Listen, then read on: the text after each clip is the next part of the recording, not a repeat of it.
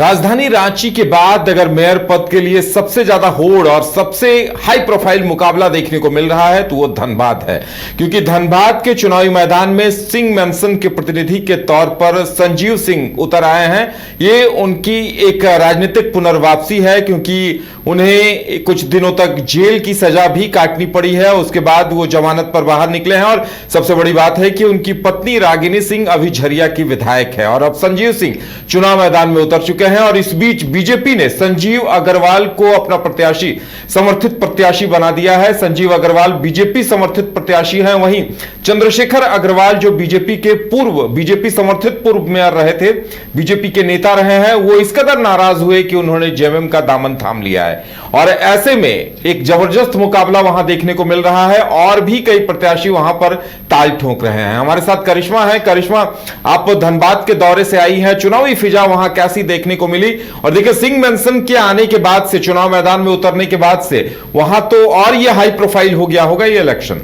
जी देखिए, धनबाद मेयर पद का जो चुनावी समीकरण है वो बिल्कुल बदलता हुआ नजर आ रहा है उदय, क्योंकि इससे पहले ये कहा जा रहा था कि जेएमएम के तरफ से जो समर्थित प्रत्याशी होंगी वो डॉक्टर नीलम मिश्रा होंगी, लेकिन नीलम मिश्रा ने अब जो नाम वापसी की प्रक्रिया जो आज शुरू हुई थी उसमें उन्होंने अपना नाम वापस ले लिया है। क्योंकि इससे पहले जब धनबाद में आपने देखा होगा चंद्रशेखर अग्रवाल जो मेयर भी थे वो पहले बीजेपी में थे, उसके बाद उन्होंने जेएमएम का दामन थामा है और अब कहा जा रहा है कि डॉक्टर नीलम मिश्रा को, जो जेएमएम समर्थित प्रत्याशी थी, उन्हें नाम वापसी लेने के लिए मुख्यमंत्री हेमंत सोरेन ने निर्देश दिया है। ये धनबाद से निकलकर ये खबर सामने आई है कि मुख्यमंत्री हेमंत सोरेन ने डॉक्टर नीलम मिश्रा को यह निर्देश दिया कि वो अपना नाम वापस ले ले। अब चुनावी मैदान में जेएमएम के तरफ से, यानी कि जेएमएम समर्थित जो प्रत्याशी होंगे वो चंद्रशेखर अग्रवाल होंगे। वो धनबाद नगर निगम के मेयर भी रह चुके हैं, उन्हें धनबाद के बारे में बखूबी से पता है। देखिए, हाल ही के दिनों में जब मैं धनबाद गई थी तब मैंने उनसे बातचीत की तो उनका कहना है कि उन्होंने धनबाद की दिशा और दशा दोनों ही तय की थी जब वो मेयर बनकर लोगों के बीच आए थे। साथ ही साथ उनका यही कहना है कि यहाँ के लोगों को बिजली की समस्या होती है, यहाँ के लोगों को पानी की समस्या होती है, तो मैथन डैम से सप्लाई कर वाटर जो है वो हर एक घर में पहुंचा है। साथ ही साथ उनका यही कहना है कि धनबाद नगर निगम में पार्क की व्यवस्था नहीं थी। बुजुर्ग जो है वो लगातार शिकायतें करते थे, जो छोटे छोटे बच्चे हैं उनके तरफ से भी शिकायतें रहती थी। उन तमाम शिकायतों को सुनने के बाद उन्होंने ये निर्णय लिया था कि धनबाद नगर निगम में एक पार्क बनाया जाएगा जहां पर बुजुर्ग के साथ साथ महिला और छोटे छोटे बच्चे जो है वहां पर आकर घूम सकते हैं। दूसरी तरफ उनका यही कहना था कि उनका जो सपना अधूरा रह गया उसे कहीं ना कहीं पूरा करना है। शौचालय को लेकर उनका कहना था कि जब वो मेयर थे तब शौचालय की व्यवस्था हर एक इलाके में थी, लेकिन जैसे ही उनका कार्यकाल खत्म हुआ शौचालय की व्यवस्था जो है पूरे तरीके से चरमरा गई। कई शौचालय है लेकिन उसमें ताले जड़े हुए हैं। दूसरी तरफ अगर हम जाएंगे उदय, तो अब पूर्व विधायक संजीव सिंह भी चुनावी मैदान में है और उनका यही कहना है कि यहां के लोगों को मूलभूत सुविधाएं नहीं मिल पा रही है, जिसको देखने के बाद वो चुनावी मैदान में उतरे हैं। देखिए, इससे पहले यह कहा जा रहा था कि बीजेपी समर्थित प्रत्याशी जो है वो हो सकते हैं संजीव सिंह,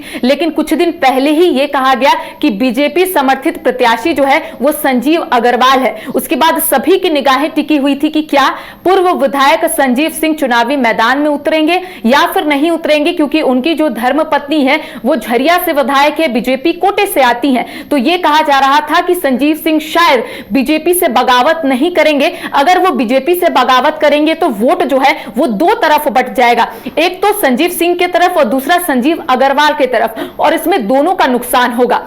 तीसरा ये सवाल खड़े हो रहे थे कि आखिर अगर संजीव सिंह नहीं उतरेंगे तो किनके बीच में ये जो चुनाव है, ये जो मुकाबला है, ये दिलचस्प होगा। लेकिन अब देखिए, कहा जा रहा है कि धनबाद नगर निगम में त्रिकोणीय मुकाबला जो है वो देखा जा सकता है। मैंने खुद पूर्व विधायक संजीव सिंह से बातचीत की तो उनका यही कहना है कि वो कई विजन के साथ अब जनता के बीच में जा रहे हैं। साथ ही साथ उनका यही कहना है कि यहां पर रिसोर्सेज की कमी नहीं है, यहां पर जो रेवेन्यू है वो जनरेट होता है। लोग सिर्फ धनबाद को रेवेन्यू जनरेट की नजर से देखते हैं, लेकिन यहां पर रिसोर्सेज का यूटिलाइज नहीं होता है। आपने देखा कि जिस दिन वो नॉमिनेशन फाइल करने के लिए पहुंचे थे, हालांकि ओहापोह की स्थिति बनी हुई थी कि क्या पूर्व विधायक संजीव सिंह नॉमिनेशन फाइल करेंगे आखिरी दिन, यानी कि 4 फरवरी को वो जाकर नॉमिनेशन फाइल किए हैं और उसके बाद वो तेवर में भी नजर आ रहे हैं। और उनका कहना है कि यहां पर कई लोग मेयर बने लेकिन किन्हीं ने भी कोई अच्छा काम नहीं किया है, तो एक विजन के साथ वो चुनावी मैदान में उतर रहे हैं। दूसरी तरफ अगर हम बात करेंगे तो बीजेपी समर्थित जो प्रत्याशी है संजीव अग्रवाल, वो भी चुनावी मैदान में है। उनका भी विजन बिल्कुल स्पष्ट है कि हर घर नल, साथ ही साथ महिलाओं की सुरक्षा और ट्रैफिक की जो समस्या उत्पन्न हो रही है, यानी कि धनबाद में जो आबादी बढ़ रही है उसको मद्देनजर उनका यही कहना है कि हर तरफ पार्किंग की सुविधा दी जाएगी, एक मल्टी कॉम्प्लेक्स पार्किंग बनाया जाएगा ताकि जो लोग शॉपिंग करने के लिए भी निकल रहे हैं, जो लोग घूमने के लिए भी निकल रहे हैं, वो एक जगह पर अपनी गाड़ी को पार्क कर सकेंगे। तो मैंने कहा कि त्रिकोणीय मुकाबला हो रहा है और तीनों जो प्रत्याशी है वो अलग अलग विजन के साथ जनता के बीच में उतर रहे हैं। तो अब वक्त बताएगा कि आखिर किसको जनता अपना आशीर्वाद देगी, लेकिन कुल मिलाकर कह सकते हैं कि और भी लोग चुनावी मैदान में उतरे हैं और सभी लोगों का विजन बिल्कुल क्लियर है कि अगर वो जीत कर आएंगे तो धनबाद नगर निगम की जनता को मूलभूत सुविधाएं देंगे। प्रत्याशी वहां चुनाव मैदान में बच गए हैं और रवि चौधरी जैसे और भी कई प्रत्याशी हैं जिनका समाज में एक अच्छी पकड़ है, तो ये भी वोट किधर काटेंगे, किसे नफा नुकसान होगा, ये भी बहुत दिलचस्प होगा। जी देखिए, 30 प्रत्याशी जो है वो लगातार दावा ठोक रहे हैं और उनका कहना है कि वो विजन के साथ जनता के बीच में जा रहे हैं, कई मुद्दों के साथ जनता के बीच में जा रहे हैं और कैसे धनबाद नगर निगम का विकास होगा इसको लेकर एक ब्लूप्रिंट भी तैयार कर लिया। आपने सही कहा कि रवि चौधरी हो या फिर शिक्षाविद, जिस तरह से मैंने हाल ही के दिनों में कई लोगों से बातचीत की, कई उम्मीदवार से बातचीत की, जो मेयर पद की दावेदारी जो है वो ठोक रहे थे, वो पेश कर रहे थे और उनका कहना है कि अगर वो जीत कर आएंगे तो शायद धनबाद की तस्वीर जो है वो पूरे तरीके से बदल जाएगी। देखिए, अगर धनबाद को देखे, आप गए होंगे उदय, आपने देखा होगा कि वहां पर हर तरफ गंदगी है।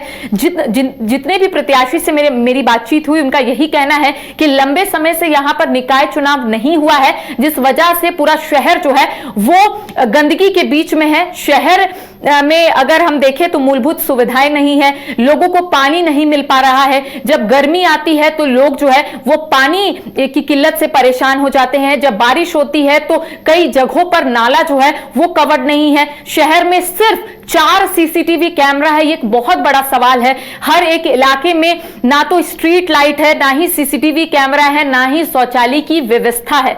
तो वहां के लोगों का सिर्फ यही कहना है कि यहां जो प्रत्याशी चुनावी मैदान में उतरे हैं वो दावे जरूर करेंगे, लेकिन जो काम करेगा हम उन्हीं को वोट करेंगे। तो 30 जो प्रत्याशी है वो अलग अलग विजन, अलग अलग रोड मैप तैयार किए हैं और सभी लोगों का यही कहना है कि वो जनता के बीच में जाकर ये बताने और समझाने की कोशिश करेंगे कि अगर वो जीत कर आएंगे तो किस तरह से काम करेंगे और धनबाद नगर निगम का किस तरह से विकास होगा। इसको लेकर कई लोग जो है वो 100 डेज का चैलेंज भी लिए हैं कि अगर वो जीत कर आएंगे तो 100 दिनों के भीतर कौन कौन से काम जो है सबसे पहले करेंगे जनता के हित में। जी चलिए, अब देखना दिलचस्प होगा कि धनबाद में कौन किस पर भारी पड़ता है और वहीं सबकी नजरें इस बात पर भी टिकी होंगी कि जो वर्तमान झरिया विधायक हैं रागिनी सिंह, वो पति के साथ पति का समर्थन करेंगी या पार्टी का समर्थन करती हैं, पार्टी प्रत्याशी का।